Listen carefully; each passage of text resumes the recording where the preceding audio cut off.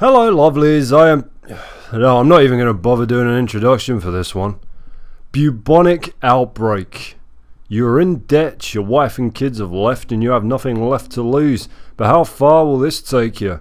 It is just another regular day at the office as a private detective, and you find on your desk a letter from a friend tipping you off to something good. What will you find? Only time will tell. Would you like a clue? Here's the menu. Do you accept, decline, or investigation? Of course the last two words are meant to be one phrase, I know that, but in creative writing we call this setting the scene. I'm showing you the first in a number of god-awful design choices, and believe me, this isn't even the worst thing about this menu. But more on that later. Shall we? If you go against every natural instinct you have and click accept, you'll be dumped into a cemetery with a flashlight.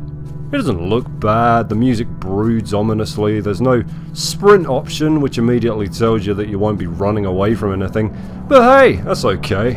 I'm tired of running. Put a bullet in me and tell the preacher I died how I lived. Sitting on my ass, complaining about video games, while trying to work up the enthusiasm to cut my toenails. Inside the house you'll find a key. Can you pick it up?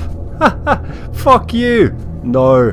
Exhaust every button on your keyboard trying, and you'll accidentally discover that you have a camera. Can't take pictures with it, can't do much of anything with it, but much like the man who continues to cling on to his faith in God after a hurricane has smashed his house down, a plague of locusts has devoured his wife and kids, and the Archangel Gabriel himself has descended from the heavens to rip off his dick and replace it with a perpetually aggravated viper, you believe that the developer will have some competent use for it later. At this point you figure it might be good to have some insight into the control mapping, so you... No, sorry, figure them out for yourself, shitbeak. Look, a note! Surely you can interact with that. Surely you can suck a dick. Bubonic outbreak has either made your character completely illiterate, or has given you no way to actually read the notes in the game. Plot? Pah! Who needs it? Not when you're taking in this marvellous Unity asset house and its marvellous Unity asset furniture.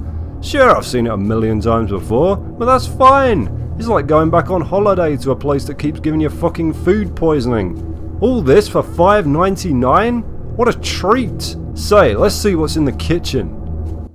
Woo! Oh shit! From out of nowhere! Literally bloody nowhere! It's like she crawled out of my fucking pants, screaming with her mouth closed. Either the world has lost a talented ventriloquist to this cursed abode, or the player character needs to submit himself to some advanced hormone therapy to address his catastrophic estrogen levels. Maybe the final straw for his wife was when he found a spider in the bath and screamed so loud that he gave his son a vagina. You stumble upon a safe and find that it's one of the few things that you can actually interact with in this train wreck as it launches into a minigame. Turn the dial and listen for the clicks. Turn the dial and listen for the... Okay, I guess that's fucked up too, right? Abort. Abort, goddamn you! Well, there you go, you can't abort either. There's no checkpoints, you can't reload. Fuck, you can barely quit the game. So now I guess you break into the safe without sound, you know, the mechanic upon which the puzzle hinges, or you turn your fucking computer off. I will solve it without sound, because I paid my money, and I will be goddamned if I don't get the worth of it, even if that would realistically entail the developer retiling my roof before throwing himself off of it. Come on. Open. Open. For the love of God, open! It opens with such force that it throws you halfway across the room, and inside you find... nothing. There's nothing in there. It's empty.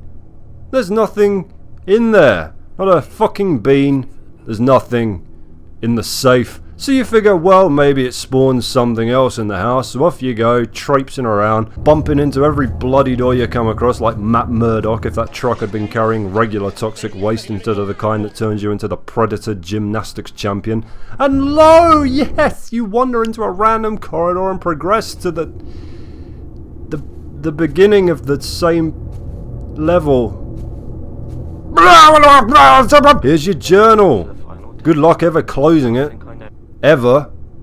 Fucking ever. Here we are back at the main menu. Do you see these notes that look like random pre-rendered scenery? Make sure you click them because they tell you how to play the game. That's right, couldn't have stuck them under a how to play heading. No, let's disguise vital gameplay information as random shit on a fucking desk. This is mostly bullshit. You can't read any of the notes or pick anything up. The only important thing to take away from this is that your camera has a secret function that allows you to see ghosts.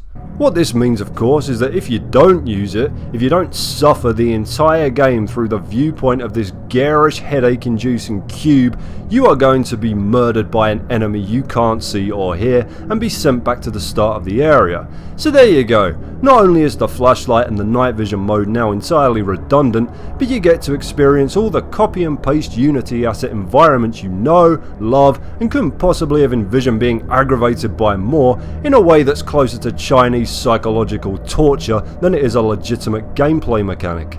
Back to the safe. You'll be as pleasantly surprised as I was to learn that there is something in there. It's a key.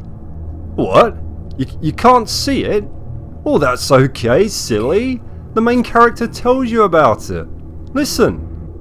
The key must be for the back gate. What, you didn't catch that? Try again. The key must be for the back gate. No? Louder? The key must be for the back gate. If you didn't catch that, he said, the key must be for that gate. And I really use the word say in the loosest possible manner because he fucking whispers it under his breath like somebody built a library inside a mortuary and staffed it with the nurses from Silent Hill so that the slightest sound would set off a blind murder frenzy. It's hard not to appreciate the sick beauty of it.